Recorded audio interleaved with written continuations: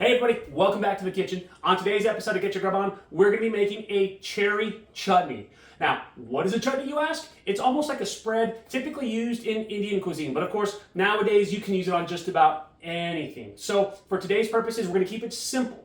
We've got a few ingredients here in front of us, like 1 cup of dried cherries, a tablespoon of minced ginger. We've also got 1 shallot completely diced up, about 1/4 cup of brown sugar.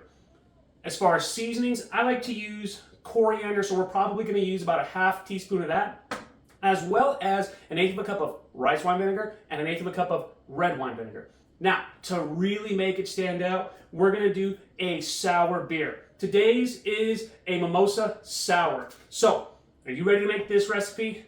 I know I'm ready to teach you. Make sure you follow along so we can make this recipe pop. The first thing we're going to do is sweat off our shallots. I like to have a low heat only because we're just sweating them. We don't want to get a lot of color out of our shallots. Now that our shallots are translucent, we're going to add our ginger and cherries.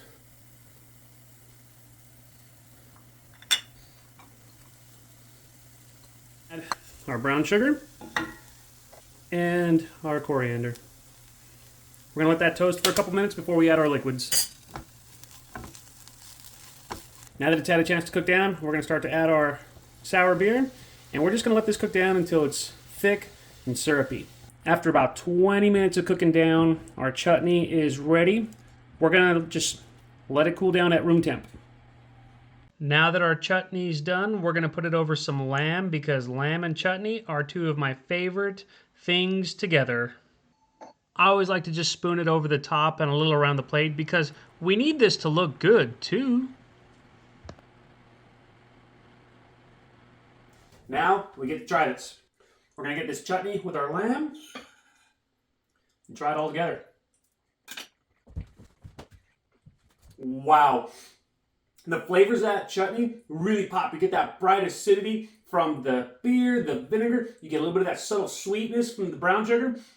Those cherries, the shallots all together definitely pop. All together, great, easy recipe. Takes a little bit of time, but I promise you, totally worth it.